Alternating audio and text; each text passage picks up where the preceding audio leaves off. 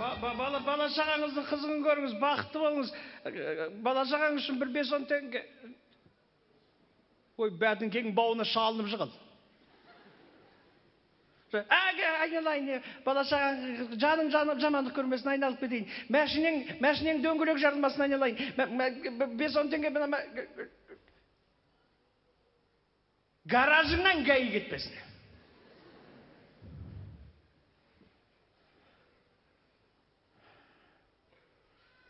Қайбір жетіскенден қайыр тілеп жүрдейсің. Біз де сендердей болғанбыз. Сокращение болмаса. Сіздердің ауылда сокращение деген жоқ па? Бақытты екенсіздер. Бұл сокращение деген ауру. Бұл сокращение деген мына іспиттен кейінгі орында тұратын өте жұқпалы ауру. Іспит жыныс қатынасынан тарайтын болса, сокращение жұмыс қатынасынан тарайды. Бастығыңа жақпай қалғаннан кейін, 3 айдан кейін осы аурумен ауырдым деп есептей бер. Бірден кетесің.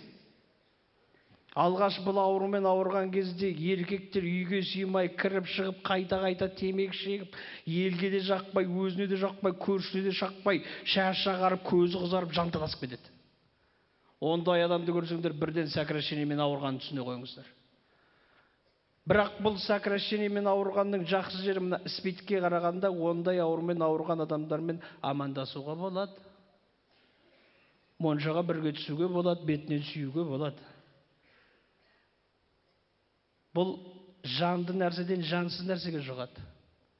Алдымен адам қысқарады, одан кейін ауыл, совхоз, колхоз, аудан, облыс қысқарады. Завод, фабрикан қысқарады. Бұл сокращение деген жаман ауру.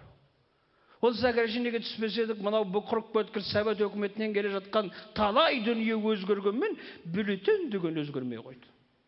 Жұмысқа сәл кескісең болды, бастықтың алдында апчарка бар, қатшы қыз деген. Ой, енді осындай 5 минут кешігіп қалды, трамвай кешігіп қалды, айналай. Ол 5-ақ минут қойды, жоқ, бюллетенің бар ма? Осы жұрт айлап, жылдап жұмысқа келмейді. Қайда жүрсің? Бюллетен. Бір күн ойладым, мен де бюллетен алып алайын жосын. Қайдан аласыңдар десем, ауруханаға барсаң береді ғой дейді. Бұл аурухана дегеніңді баяғы мектепте оқып жүргенде военный комиссиядан өтетіміз ғой. Сол көзден кейін көрмеген екем. Содан әлгі ауруханаға бардым. Аурухана дегенің ұзын коридор болады екен. Жан-жағы толған қаптаған есік. Ішінде жүрген кілең ақ халатты қыздар, шетінен сұлу, шетінен әдемі, шетінен нервный.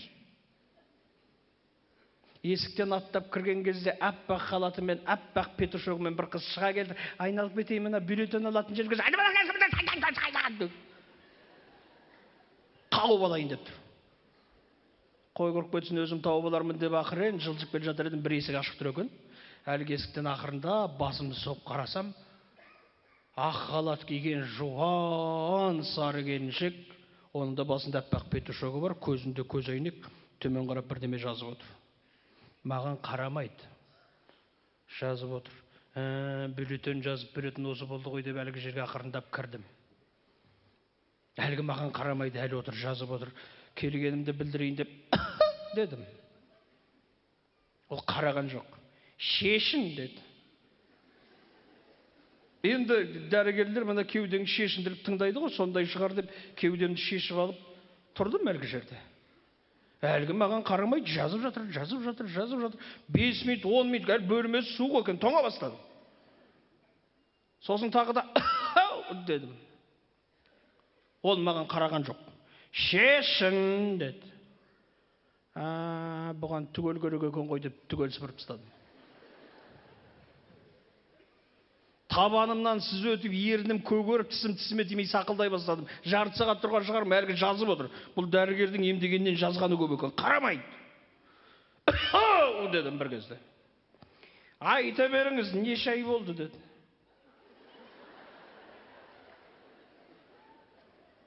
Жоқ, Құдай сақтасын, ай бола қойған жоқ, бұны есептеу керек дедім.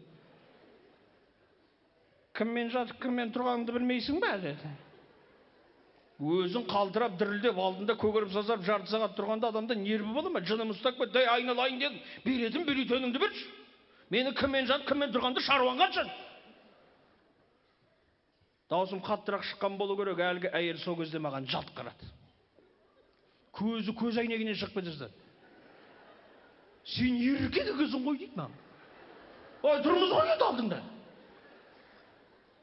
Жүгіріп кеп, жуан білегіммен, мына шекігімнен бірақ берді, коридордан бірақ шықты. Артымнан ебін тауып киімдерім шықты. Әлгесі қарс етіп жабылып қалған екен, сыртында гинеколог деген жазу тұр, әлі ұмытпаймын.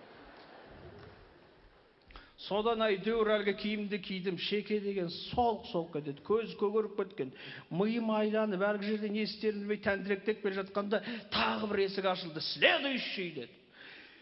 Деп айтып үлгергем жоқ, бір жүнді қол келді де сүйрей ана жөнелді. Аласапыранда байқап қалғаным, әлгі жерде танкі ма, самолет па бір нәрселер бар, жарық жүркеді, алғы жерден апыр-топыр отырғыза қойды да, ал не деді? Бюллетен деп айтып үлгергем жоқ, аузымды біреу асты. Аузының ішінде бомба ма, гранат па бірдемелер жазылып жатыр. Тасыр-тұсыр, әкел қолыңды деді. Бюллетен бергел жатыр екенсің деп. Мә дедім, қолыма ұстатты, коридорға бірақ шықты. Шығып алып қарасам, екі бірдей сауытысында қолын ұстатып берді. Көз көгерген, тіс жоқ. Көзден жас ағып, езуден қан ағып тұрмын коридорда. Сөйтіп тұрған кезде біреу маған жылы жүзбен қарап тұр, оның да халаты бар. Ағай, түріңіз жаман болып кетіпті ғой, деді. Қиналдым ғой, деді. Не үшін келіп едіңіз, дейді. Бюллетен үшін келіп. Кіріңіз, деді. 102-ден түңілме деген әлгінің артынан қалай еріп кеткенін білмеймін. Отырыңыз, деді. Отырдым. Түріңіз жаман болып кетті, ағай, деді. Көріпсің ғой. Бір кезде кішкентай балғасы бар екен.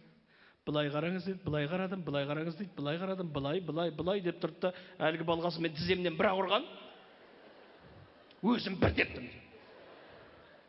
Сіз нервіне екенсіз, дейді. Айналайын, қайтып нервіне болмайсың, Біреуің көзден ұрасың, біреуің сұрлып аласың, біреуің балғамен ұрасың. Енді бір жерге барсам, сүндетке тұрғызатын шығарсың. Ой, бүйткен дәрігерің бар болсын, айналайын. Ана біздің ауылда бір қара кемпір бар. Ішің ауырса да, тісің ауырса да, алдына барсаң болды, бетіңе екі түкіреді, шапалақпен үшіле тұрады, сразу жазылып кетесің. Жазылмасаң да оның алдына бармайсың. Қойшы, айғай аттан сонымен бюллетен алынған жоқ. Ақыры сәкірәшше не боп тындық. Баста жұмыс іздеп әр жерге бір бардық, аналған бір, мынаған бір, ақыры бомағасын өстіп қолды жайып көшеге шықтық. Алғашында әйелім, бала-шағам бәрі намыстанып қашып кеткен.